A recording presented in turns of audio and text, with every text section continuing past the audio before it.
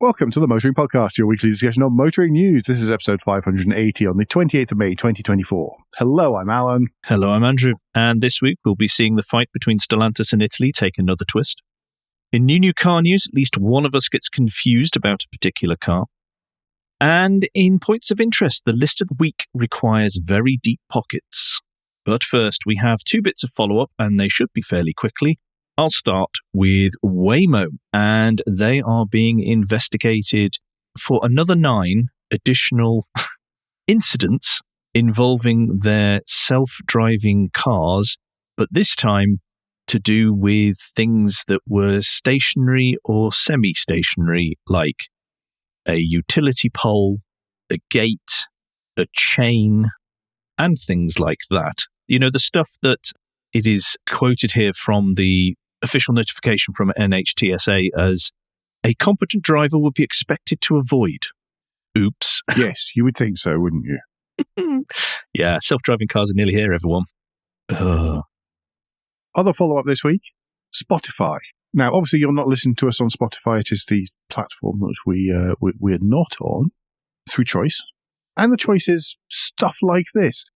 Spotify started making a special device called a car thing. It was essentially an auxiliary device that you could mount in your car that would play and stream stuff from Spotify.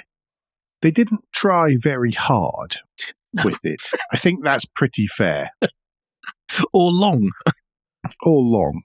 It came out to limited subscribers in October 2021. They released it to the general public in February 2022, but then by July, Spotify had stopped making the car things. And it cited several factors, including product demand and supply chain issues. I mean, that puts Google to shame, really. It cost between $90 and $50, and that sounds like a strange way of saying the thing, but it started at $90. The price dropped. It supported CarPlay, Android Auto, voice control. It just wasn't really marketed at all. Obviously, they decided relatively quickly they didn't want to do much with car thing at all. Mm. So rather than just letting it die or letting people open source it, or just repurpose the hardware that they have paid good money for, Spotify on December the 9th is just going to brick them. That's it. That's their solution to this, is to just brick it and turn it into e-waste. Yeah, I hope they get a massive bill from various governments saying, you've just added to our e-waste. You can pay for us to recycle that. Thank you very much through your decision at board level. Yeah, and by the way, if you have bought one, you're not getting anything to replace it. You're not getting, an extra few months subscription or anything else like that, which costs Spotify absolutely nothing. You're getting nothing. Or any refunds. Yes. Because you've got to pay for the year up front as well, haven't you, I believe? Yeah. You pay it up front, and so while the device is cheap, it's then the idea is it's capture refill. I don't know what to say about that one. I'm mostly disgusted by the waste, to be honest. I'm not surprised, because it's Spotify who... No, any of the big techs just quite happily seem to take, and the big techs just not nice companies. Anytime I've had to deal with them professionally, they have been amongst the least pleasant people to deal with. Mm. Not Spotify specifically in that one, by the way. I'm just talking about big tech companies generally. Sorry about that, folks. You seem to have a new piece of e-waste, intentional e-waste, not just sort of allowed to die quietly. No. E-waste. Very daft. Yeah. Not very nice. Anyway, new news. Yes, new news. We're going to start, actually, with the government's Automated Vehicles Act, which was received the royal signature on May the 20th, and therefore has become law, which came out to much fanfare and hoo-ha. Phrases like, we can have AVs on the road as soon as 2026.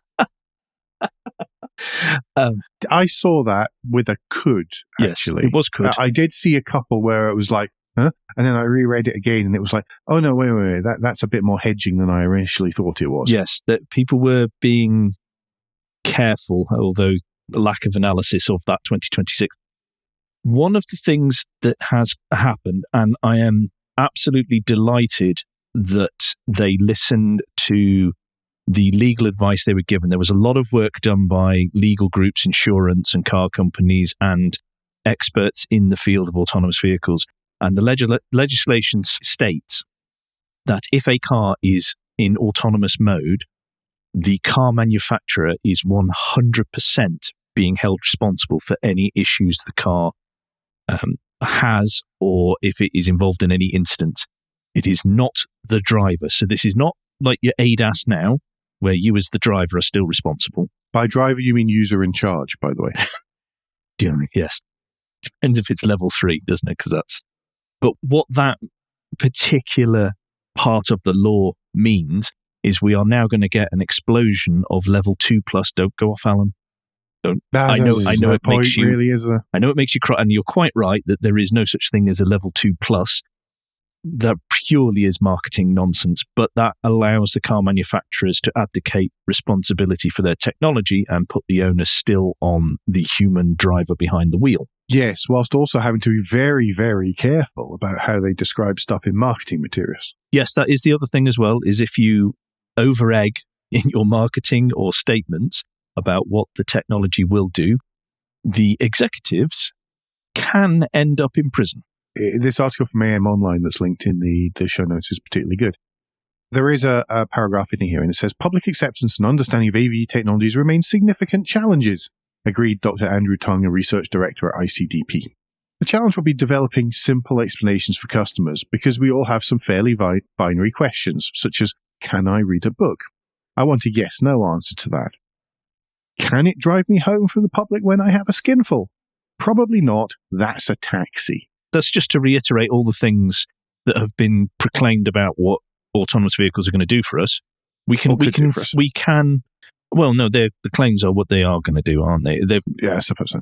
I notice more people are reporting it as could with reduce accidents and incidents and injuries. Yeah. So that's good to see. The problem is there's no proof behind any of this. There is zero proof because we are told repeatedly, oh no, we need to gain the trust of the public. Great.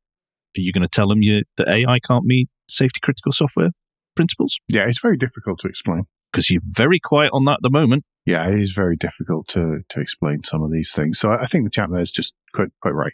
Yep, absolutely. Do you want to take us to the American borders, Alan? The American government is trying to crack down on the amounts of high-value goods that are being created in specifically China and shipped to the US. And they are going about this in a number of different ways. We talked last week about the tariffs for American-built EVs and the high tariffs on there. But one of the other things that they're checking is that the auto parts originating from suppliers in China, because, it doesn't help the economy that much if you can't build the whole car in China and bring it across, but you can buy all the little bits. So there is a US congressional investigation going on into forced labor ties in Xinjiang. I think I pronounced that correctly. One of the regions in China. It circulates around one or two large manufacturers, and they are accused or have been found to be using auto parts which have been, I'm trying to be very careful of my wording, so apologies for the hesitation, from a company that's been flagged by the US for forced labor ties. Mm-hmm. And it's not Chinese brands that are coming up against this one here, as well as some of the US brands. BMW, Jaguar Land Rover, and Volkswagen have been purchasing parts from that particular supplier, which is banned in the US. So you're not allowed to buy stuff from them and bring them in. Yeah, it's a supplier of a supplier, I think, is what it is. Yeah. It's definitely not the first tier of supplier. It's down the supply chain. It's tier whatever, tier 3, tier 4. Making little tiny bits, which then get assembled into slightly bigger bits, which then get assembled into the main components. This all comes around from the Uyghur Forced Labor Prevention Act, which was enacted in the US in 2023, and it prohibits all products from the Xinjiang region of China from being imported to the US until importers can prove that the products do not use forced labor. There's quite a lot of work there. I mean, the senators, we know that they're out to create headlines, especially in this election year. But Senator Rob Wyden of Oregon, who's the chairman of the Senate Finance Committee that initiated the investigation in 2022, is claiming that automakers are sticking their heads in the sand and then swearing they can't find any forced labor in their supply chains. Somehow, the Finance Committee's oversight staff uncovered what multi-billion-dollar companies apparently could not. That BMW imported cars, Jaguar Land Rover imported parts, and Volkswagen AG manufactured cars that all included components made by a supplier banned from using Uyghur forced labor. That's quite punchy. It is a bit. Well, they do tend to do that quite a lot. But the trouble is that, to give an idea of the levels, it was an auto part called a land transformer, which is well down in the vehicle's CAN bus and networking part. It was part of an electronic unit bought from American company, Lear Corporation, and then installed in the vehicles. Because that, if we remember, is why the Bentleys, Porsches, and Audis were stocked on the quayside in the US, because that was that part that was found, which they've then replaced on the dockside. Well, I presume a large warehouse on the dockside. Lear, by the way, are claiming that the part was bought via another supplier, so there's yet another level in the supply chain there. But it also goes to show how detailed supply chains have become in terms of information that must be held on them, and what the supply chain personnel and professionals must investigate to what levels, because this is happening across all industries. There is lots of talk of slave labor and stuff like that. So it's not just the US, it's a European and a UK thing as well. Absolutely. It's if you want an example where this kind of stuff can happen at all the levels, all the way through, then quite a lot of the food and produce supply chains follow this kind of detail, because you've got to know what your supplier's supplier is like, because it can affect your stuff. You know, if you fast food chain burger is poisoning people, it's not something that you've done. You've got to know where the batches came from, where everything came from. Yep.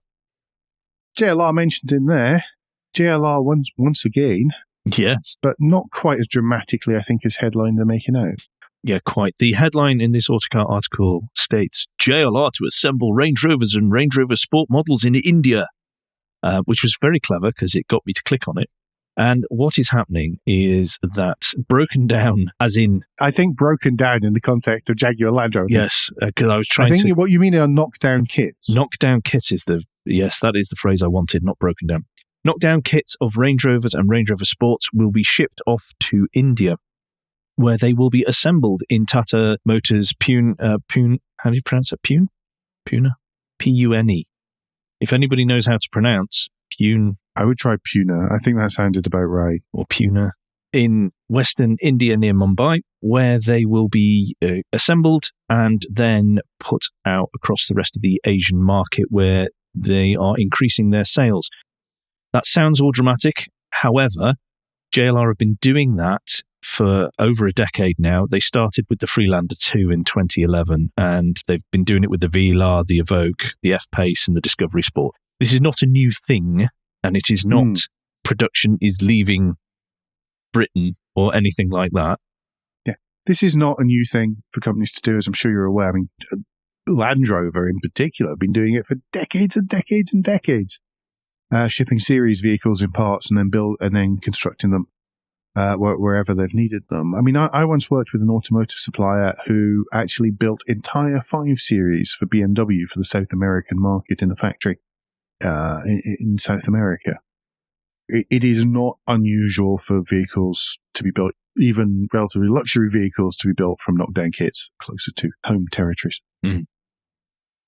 Do you want to take us to Italy so we can have a good laugh at Stellantis and the Italian government? Well, I don't know. I don't really like laughing at the Italian government, because the Italian government is a little bit too populist and scary in my mind. Yeah, it doesn't have much of a sense of humour at the moment.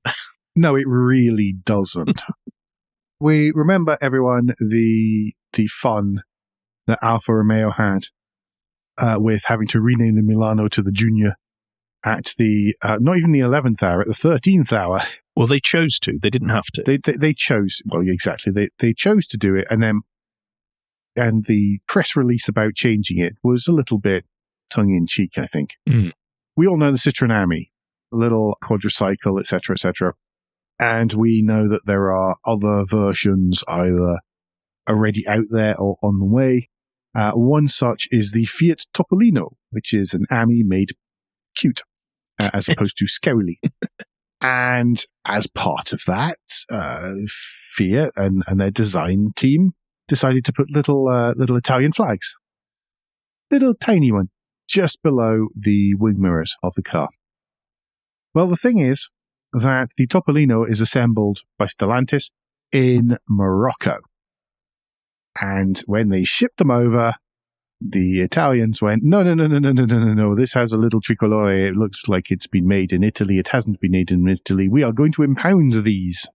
It has to be said, it doesn't say made in Italy. It just has the little Italian flag. They would have one hell of a time with some of the pizza places over here, I tell you. Fiat argues the Topolino complies with the rules because it was originally designed in Turin. Let's just see. This is getting very much a them and us. The issue was unexpected, apparently. Yes. To remove any issues, decide to intervene on the impounded vehicles and remove the small stickers, subject to the approval of the authorities. The issue was unexpected, but follows the Alfa Romeo new model change for Junior for similar reasons. Stellantis is proud of its Italian brands, which are promoted across the world with passion, together with the great and Dolce Vita spirit. Yeah, well, if you will turn around and tell the Italian government, what are you doing cozying up to Chinese manufacturers? What do you expect? Yeah, it's going to get nasty, that one. It's just going to keep on going and going and going. Yep. Anyway, more Chinese vehicles. Yes, but back in Britain this time. And this is the BYD BD11, which is a EV double-decker bus, which BYD is hoping will replace the Routemaster, with claims of up to 400 miles range and a usable, because we get the full battery capacity of 532 kilowatt hours. Yeah. But then the usable is held back at 457 kilowatt hours. And all of that number of kilowatt hours is completely configurable depending on who's ordering it and what they need from it. Absolutely. They unveiled this last week, and what they are hoping is to sell them to TfL, which will gladly accept them, I think, because they are trying to decarbonize their fleet as quickly as possible. But the buses will only typically travel between 100 and 200 miles a day, so this reduces the need for charging as much as well, which will be a positive, I would imagine, for bus operators. Yeah, I would say so. I mean, there's all sorts of configurations that can be set up. It can run via an overhead, a pantograph connection, like a trolley bus, which are the optimum of any of these things, but it's so much better than the tram. But it's also got proper conventional ports for charging in depots and other places as well. BYD UK's commercial vehicle managing director Frank Thorpe said he hopes it can replace Wrightbus's new Routemaster as the default London bus. I kind of hope it doesn't. I just think it's important to have some of the manufacturing of these kind of things still within the country. Wrightbus or Alexander Dennis out there, and able to provide buses and vehicles like this to the UK market from within the UK. Obviously, nobody else agrees with me. That's to do with manufacturing and what does current government and political views think of manufacturing? Or future government. Yeah, it's about maintaining a capability, blah, blah, blah. Yep. It is very sad. We keep coming back to that. We keep mentioning how manufacturing and our self-reliance is evaporating because of lack of vision. Worth saying that some of the BYD buses already out there have been built in partnership with Alexander Dennis, based up in Falkirk. But it now operates independently and will ship the buses in from China, so hence my grumbling about that. They're not just providing the chassis here with a local coach builder building the rest of the body. They are providing the entire coach. Oh, will that require a different BYD cargo carrier, or will it come on the one cargo carrier that is used in all pictures to do with Chinese EVs flood market? And that's the top photograph. I know. That along with ones which have never been exported from China and possibly never even sold. Yes. Sitting in a field somewhere where basically they're only half finished anyway, but they managed to get the grants. Yeah. Anyway, That small piece of nationalistic ranting takes us to Guilt Minute, a quick break in the show where we ask for a tad of financial support to keep the lights on and hosting running. If you feel that motoring podcasts are worth a small consideration every month, then you can become a patron. Different levels of patron include different levels of commitment from us to you, including being able to watch the show recorded live. We also have a small range of merchandise in our spring store, from stickers to mugs and t-shirts. If you don't have any spare cash, and we do completely understand, then you can help us by following for free from a podcast player to receive every show as they're released, and by liking and rating the show in whatever way your podcast supplier lets you. If you've done all of that, and some of you do, thank you very, very much. The last thing you can do is to recommend us to your friends or colleagues. Yes, thank you, everybody. Google Podcasts, by the way, definitely being, we'll do this now instead of parish notes at the end, there's definitely being retired. They've actually started rolling out the retirement. So we've got a new Omni link. Yes. Which you can click on, and it gives a multiplicity of choices of ways and places to find us that do not include Spotify. Yes. New car news, Alan? Last week, whilst many of the UK's motoring journalists were gathered in sunny Millbrook. And me. Was it sunny? Briefly. Briefly. Oh, okay. It didn't rain. That was the main thing. Yeah. Then Kia unveiled its EV3. Not at Millbrook. It just they had a live stream. It was the global unveiling. Yeah. The EV3 it's smaller than the EV9 and the EV6.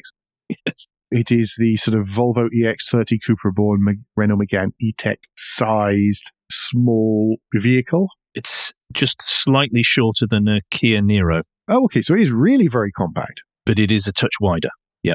Okay. Yes, it is. It's going to be a sub £30,000 electric vehicle. Yes, it is a new electric SUV. Those of you who comment on these things, keeping score. And it can have up to a 373, seems alarmingly accurate, mile range. It's small. It's quite chunky looking. It follows the same design themes as most of the other recent Kia electric vehicles. Definitely the EV9. It's definitely the EV9. Yeah. And I quite like it. I like the looks. The inside looks lovely. Yeah. If the inside can match in terms of comfort and everything, which it looks like it is a very similar design to the EV9, it'll be a lovely place to sit. It actually looks it's quite Stellantis-y in there. In that it's got the sort of fabric panels on the dashboard and on the doors. It's got a mix of materials. It's got buttons along the middle. They make a big point of that. They do make a big point of that. But then you know it's from the Hyundai or Kia because of the big screen which is used across so many of their vehicles. Mm-hmm. It's cool. I like it. I think it's going to sell bucket loads. They're talking of, was it 200,000? They're looking for sales-wise. I'm trying to find Globally, I think they're going to absolutely smash through that. I think so. I'd hope so. There will be standard and long-range forms, by the way. Long-range form, of course, being the one with all the miles that headlines it. There will also be an EV4 saloon. Yes. And even an EV2 with a sub £25,000 target price. Makes me wonder about other car companies dropping their plans for a new, smaller EV. But well, the C3's just come out, hasn't it, as an electric at just under 25k. Which sounds impressive. I need to look into more details about that.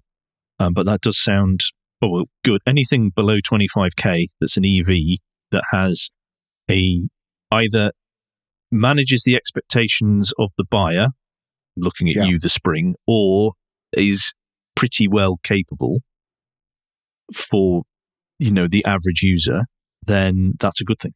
Yeah, I'd say so. But I really like this EV3. I really like the look of this a lot. That should arrive in the UK and into mainland Europe later on this year. Yep. Okay, I am going to step away from an attainable or potentially attainable for many EV to the BMW Concept Skytop, which is apparently, and I'll let Alan explain this in a moment, an 8 Series that pays tribute to the Z8. But Alan will explain that in a moment. But let me first go on this, talk about the Skytop. I was originally confused by this when I saw the pictures without reading the story, because I thought, how does that tie in with the latest newer Classa design language that we're all supposed to know about. And my initial thought was, oh, hang on, this is even more confusing like the SUV was compared to the saloon that was revealed a year ago. But it's nothing to do with that. This is the annual BMW Make a Concept for the Lake Como Concorso de Eleganza at Villa d'Este, where they all show off the lovely, gorgeous cars that we really must get to at some stage, or at least get close enough with binoculars, because I think we're too much like oiks to be allowed anywhere near. Speak for yourself. The cars. They've done a 3-litre CSL homage, if you remember that. There was the Z4 Touring last year. So they bring something out every year just for this event. And that's where I got confused until I read up about it, because it doesn't represent any of the newer Classa stuff at all in any shape or form. I think it seems quite bulky, but it's remotely decent in places. Okay. I think that the whole Z8 thing is complete rubbish. Okay. What I feel that this references is a combination of two things. So it is the classic M635 CSI, Châteauneuf's E20-something, I forget what the number, that was made, right through the 1980s into the early 1990s. Mm-hmm.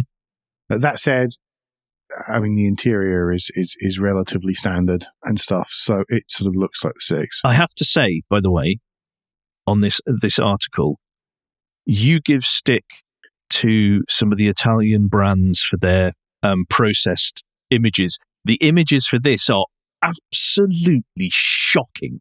They are truly these have dreadful. been illuminated by my bedside lamp. I mean, that's what they have used in illumination on this. It's terrible. And the rendering is awful. All the sides facing you are in shadow. Yes. It's just grim. I'm sorry. It's just really annoying. But it's not just that. And I think what it actually references is a car that BMW Classic showed at the 2021 Concorso d'Eleganza, which was the BMW 2800 GTS, because which was a one-off made by Italian coach builder Pietro Frua. Okay. Based on the E9, which was the E9. No, not predecessor to the 5 Series. That was a 3.0 CSL, I think was the E9.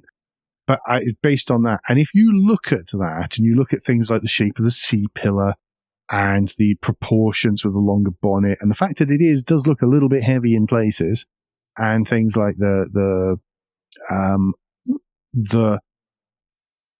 just the general form, then you'll see that there's a far more links back to that concept than there are from the Z8. I mean, to say that it's a link to the Z8, what's it got? It's got really skinny rear lights made of LEDs. That is not a link back to a Z8.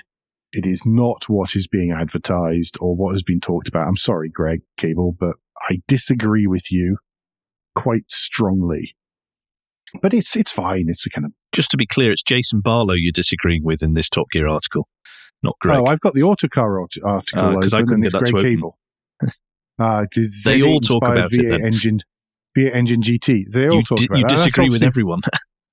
I disagree with everyone. I obviously disagree with BMW marketing department who wrote the thing. Yes. That everybody has, that wrote the release that everybody has based this off. But I would say that someone somewhere is telling porkies and has set this off. Yes. I look forward to looking out, covering that and coming to similar conclusions as you came to with your investigation. Do you think so? I think so. That whatever looking out say is probably more correct than what I'm saying. No. They'll agree with what you're saying. I think you're spot on with your investigation and what you have stated. I need to get out more, mate. I'm going to take us to Lamborghini now. And they are going to now get a V8 to replace their engines, like the V10. Was it 2 weeks ago, last week? I can't remember. I've slept since then. But we talked about Bentley getting a V8 with a hybrid powertrain attached to it.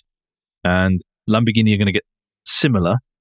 I don't know because it doesn't say it, but I am presuming that this is at base the same engine that then Italian engineers spread their Italian magic on to make it go up to 10,000 RPM. As I said about something else before we started the thing, I think it's the same engine family. Okay. Basically the same engine, but then, Yes. it'll have different internals. It'll have different... Because they want different characteristics depending on them. Bentley doesn't want 10,000 RPM, does it? It probably does, but they're probably not going to do it. Select models. Select, yeah. There is lots of large numbers, including the fact that it will produce 789 brake horsepower with a 538 pound-foot of the torques. It's going to be incredibly fast. Don't worry. It will still be a Lamborghini that does Lamborghini mad things. Everything will be fine. I think it's wonderful that they can build engines like this and a kit of parts like this that can work together for so many and can be tunable for so many different characteristics to make to be used reused like that. I think that's so great. That's really clever design, really clever engineering. Yeah, very impressive to be able to do that. So fab. Well done, Volkswagen Group. There we are. We've given them a compliment. I know. Hang on. We do this. This is, I know it feels like we don't do it often enough, but we do it. Yeah, well, they have to earn it. It's like the kickings. They earn those as well. Well, yes. Speaking of kickings, and congratulations once again to Jaguar Land Rover. The Range Rover Electric is coming next year. However, to make sure that they can go better, further, stronger, JLR is announced that it's going to use a new battery management software. Software is developed by Elysia, the battery technology spin-off of Fortescue-owned WAE, which was previously Williams Advanced Engineering. It monitors the health of the battery pack. Very clever, by the sounds of it. Well, it says it uses artificial intelligence and 6 proprietary algorithms, which to me sounds like a feedback loop and some software. Yes. But obviously, clever and difficult software. But the idea is that provides a more accurate picture of the cell's state of charge, which should give a better picture of the battery's overall health, which should mean that you can be far more certain about range predictions and that kind of stuff. I always say with EVs, I'm less bothered about the range. I'm more bothered about how much I can rely on, how much further I can go. Yes. And that number, and then I don't have the range anxiety. That comes in when you're uncertain as to how accurate the picture is. Yeah. That software and those algorithms are claimed to yield up to 10% more range and increase battery life by 30% and significantly reduce recharging times as well, because again, the system has a much better feel for how full the battery is and can sort of optimize everything in an optimal way. Yes. No, I think that's really clever, and that's excellent to see. Yep. Very, very clever. And there's a clever one. Sorry. I wonder if they'll use this. I wonder if they'll have this information being sent back. But I noticed there's a paragraph in this Autocar article, linked in the show notes, of course, they're saying that the firm also offers a fleet monitoring system that uses digital twin technology to simulate each cell and each battery across a wide group of cars. This can be used to manage maintenance schedules, warranty periods, and battery performance. Be interesting to see if they would build that kind of stuff in so that essentially your algorithms should get better over time. But that seems to imply to me that they're looking at averages as well. It does. It means that if you're an outlier, you might have a bit of a tough time with that. Yeah. But I think that maybe they will keep that for a fleet of vehicles doing the same kind of thing. So if you like the post office, for example, the death knell of all commercial EV schemes, then you would use it there because everything is being used. You're monitoring your entire fleet at once and sort of aggregating stuff. Yeah. Tough on the outliers, I guess, but probably better overall. Anyway, clever stuff. Yes, absolutely. I'm going to take us 2 points of interest now, and I'm going to start with a Haggerty lunchtime read. This is an update on an old article, but it is an excellent one, thanks to Scott Oldham and Anthony Ingram, who have 46 car company names and their origins. It's almost a list of the week. But yes, but they go through. This is a mix of what we would expect European and American cars, and it is excellent and full of facts and info. Just a wonderful read. It's an excellent read. It is really good. It could almost have been a list of the week, and it's not the usual kind of just skim over the top and stuff. It is a proper description, I think. Yep. This week's list of the week, after some internal debate, is... and lack of options. It's from Autocar. I wish You see, the trouble we've got is that listicles have fallen out of fashion. Frankly, because as more and more publishing groups get bought up by investors who don't really care about the quality of the publishing, and AI writes wrong lists. Yep. Well, we wouldn't use them if we knew they were AI generated anyway. But yeah, it just means that listicles are less fashionable than they were, which makes List of the Week one of our hardest slots to fill. Yeah, it is at the moment. Anyway, most valuable cars ever sold at auction. There are many. There's 47 slides. A lot of them of the Ferrari persuasion. Yes, oddly enough, when it comes to most valuable. And the cheapest one is about $11 million. The trouble is there's quite a few repeats. Well, yes. There's a few repeats of. There's at least one car where, my rule is normally if it is on the list, it is the car you choose, and there's about 3 or 4 of them, and it's very difficult. There's different years. Yeah, well, even then, yeah. So do you have a particular favourite? I am not going down the Ferrari route. I'm going for the 1953 Jaguar C-Type Works Lightweight, which sold in August 2015 for $13.2 million. That is slide 9 for those checking in at home. Those following along at home, yeah. I just think it's a gorgeous shape. The colour's amazing. Yeah. But there isn't, as one would imagine, there isn't really a bad choice on here at all. No. Because they are all incredibly expensive. I would go for, by the way, I'm trying to choose between two here. So I'm going to choose the 1994 McLaren F1 LM, which was a normal F1. It was upgraded by the factory in 2001. And it's the LM kit on the outside and all proper full spec F1 on the inside in grey with cream leather interior. And it's very, very nice. Lovely. That's slide 31 in your handout, everyone. Okay. If you go to slide 22, because there are 47 here. One moment. I'm having a small issue with the slideshow. Sorry, Autocar, but it is still not fixed for Alan. I don't know what you did, but it's not working for him. It still hates me, but I don't want to be moany about it all the time, as I seem to be the only person in the world who has the issue. God. Well, we are the ones who talk about Autocar slideshows. Chances are we're going to be vocal about it. The 1962 Ferrari 250 GT short wheelbase Berlinetta Speciale. That is not a pretty car. No. It's challenging. It was Nuccio Bertoni's personal car, so there we go. Okay. Yeah. I'm not. I'm sure it's lovely to own and drive, but it's not to my taste. No. Right, I'm going to move us on to the end finally so we can round up this week's show. And we are supplying you with a Top Gear article that is a link to a video, which is titled Secret Stash. Check out Ford's amazing collection of classic cars. Tom Ford is going to talk about Fords of all ages that are kept in the Ford's Heritage and Innovation Centre in the UK. Yeah. What's nice about this is that it's a video, and it's a very nicely produced video. You often get articles about this, but it just has some pictures of the cars with some dust sheets pulled back. This one is a little bit more than that. Yes. There is the chap who looks after Ford's Heritage fleet as well. He's in it and chats about it. There's Tom Ford picks out some particular ones he wanted to discuss further.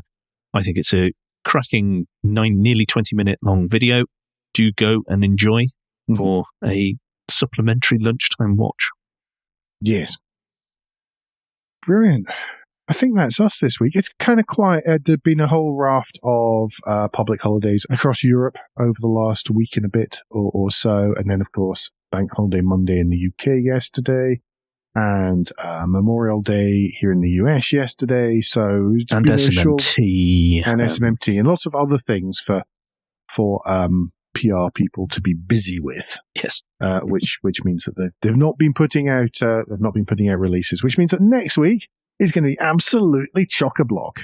Yeah, I need to check when SMMT's new car reg will be out. That'll be next week. Oh, yeah. So it's going to be a busy one, folks. Yep. Anyway, between now and then, you can give us any feedback, share your thoughts with the show at Motoring Podcast on Twitter and Instagram, on Facebook, and on the contact page of motoringpodcast.com, the hub of all our activities. Remember, you can support us financially via Patreon, and please leave a review and rating on Apple Podcasts or however your podcast app lets you do such a thing. Andrew, what's the best way to get in touch with you? Best way to get in touch with me is if you search for Crack Windscreen on Twitter or Mastodon. Failing that, if you prefer LinkedIn, I am on there under my real name. Alan, if people want to get in touch with you personally, how should they do that? Twitter, Blue Sky, possibly even Threads. In all cases, I'm at AJP Bradley. That's Bradley.